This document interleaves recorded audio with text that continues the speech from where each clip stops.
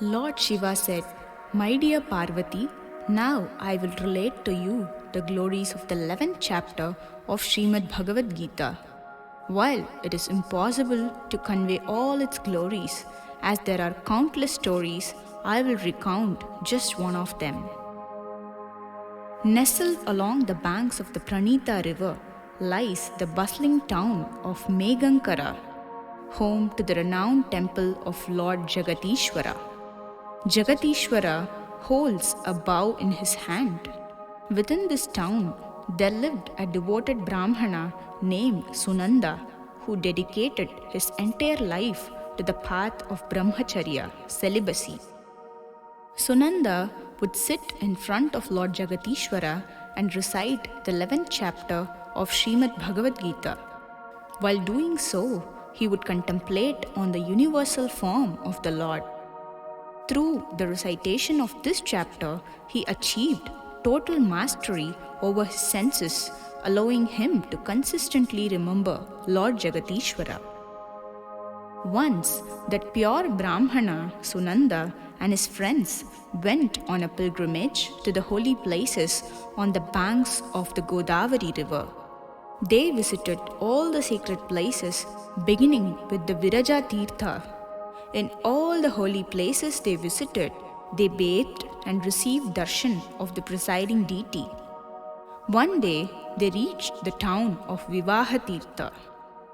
Along with his associates, Sunanda sought a place to spend the night and ultimately discovered a dharmashala in the heart of the town, where they all rested. When Sunanda awoke the next morning, he realized that his friends had vanished. While searching for them, he met the village headman, who immediately bowed at his feet and said, "O great sage, I cannot tell you where your companions have gone, but I can assure you that there is no devotee like you. I have never encountered anyone as pure as you. O dear Brahmana, I beg you to stay in this town." When Sunanda heard the humble request of the town's headman, he decided to stay for several days. The headman took care of every detail to ensure Sunanda's comfort and devoted himself to serving him day and night. After 8 days had passed, one villager approached Sunanda, weeping bitterly, and said, "O pure Brahmana, a Rakshasa devoured my son last night." Sunanda then asked, "Where does this Rakshasa reside and how did he eat your son?" The villager replied, "In our town there lives a terrifying Rakshasa who devours villagers per his own free will each day." One day we all went to that Rakshasa and requested him to protect us, promising that we would supply him with his daily food in return. A dharmashala was constructed to accommodate travelers, directing them to stay there. While they rested, the Rakshasa would eat them. This is how we have been able to protect ourselves from this Rakshasa. You and your associates also stayed at that dharmashala.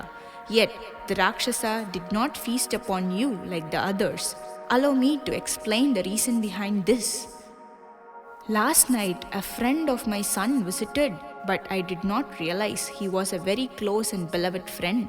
Consequently, I sent him to stay at the dharmashala.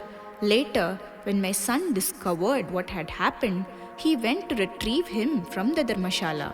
Unfortunately, upon arriving there, he was also eaten by the Rakshasa. Today, in the morning, I went to the Rakshasa and asked him why he had eaten my son along with the other travelers. I also requested him if there was any way to get back my son. The Rakshasa told me, "I did not know that your son had also entered the dharmashala. Thus, he was eaten with everyone else.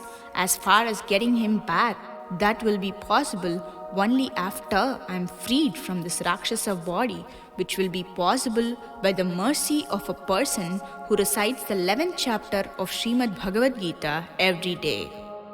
Currently, there is a Brahmana residing in this town who had stayed before at this dharmashala.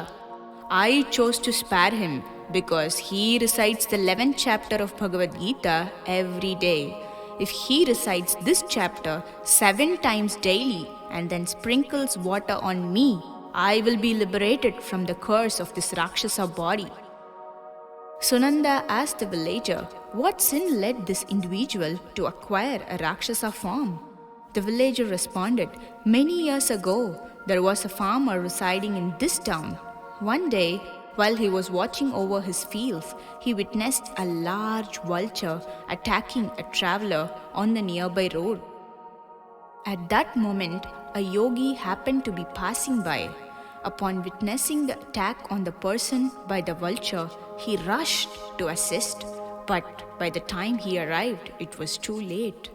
The yogi grew very angry with the farmer and said, "Anyone who sees others in peril from thieves, snakes, fire, or weapon attacks and has the ability to help, yet chooses not to, will face punishment from Yamaraja. After enduring great suffering in hell for a long time, he is reborn as a wolf. Those who assist others in need undoubtedly bring joy to Lord Vishnu. Anyone who strives to rescue a cow from the clutches of a ferocious animal, a lowly individual, or a cruel ruler will attain the favor of Lord Vishnu. Wicked farmer, you saw that vulture attacking that person, but still you made no attempt to save him. Therefore, I curse you to take birth as a Rakshasa." The farmer pleaded, "I have been watching over the fields all night and I am utterly exhausted. Please show me mercy, O gentle sage." The yogi responded, "You will be freed from this curse when someone who regularly recites the 11th chapter of Srimad Bhagavad Gita sprinkles water on your head." The villager said, "My dear Sunanda, with your hand, kindly sprinkle water on the head of the Rakshasa." After hearing that history from the villager, Sunanda went along with him to the place where the Rakshasa was staying.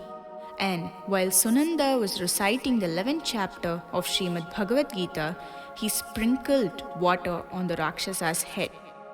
The Rakshasa instantly attained a 4-armed form resembling Lord Vishnu. Remarkably, all the thousands of individuals he had consumed also gained this 4-armed form akin to Lord Vishnu.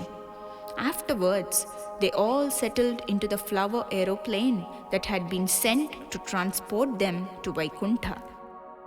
Seeing the extraordinary events, the villager asked the former Rakshasa which among the crowd was his son, for which he laughed and pointed to one of the many beautiful beings aboard the transcendental airplane, saying, "That is your son." The villager then asked his son to return home with him.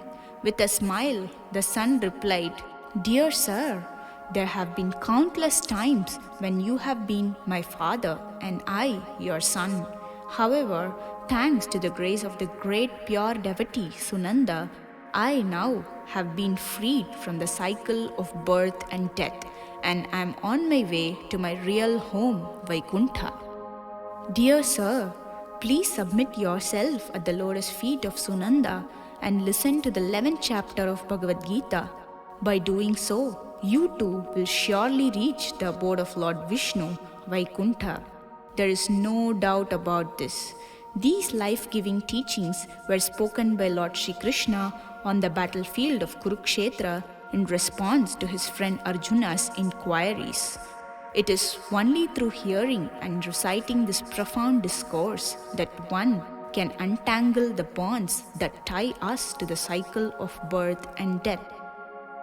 Lord Shiva said, after speaking those words full of wisdom to his father, along with all those other fortunate souls, he went to Vaikuntha. In the meantime, his father learned the 11th chapter of Srimad Bhagavad Gita from Sunanda. And soon after, they both also made their way to Vaikuntha. My dear Parvati, you have heard the glories of the 11th chapter of Srimad Bhagavad Gita, which has the power to destroy all sinful reactions.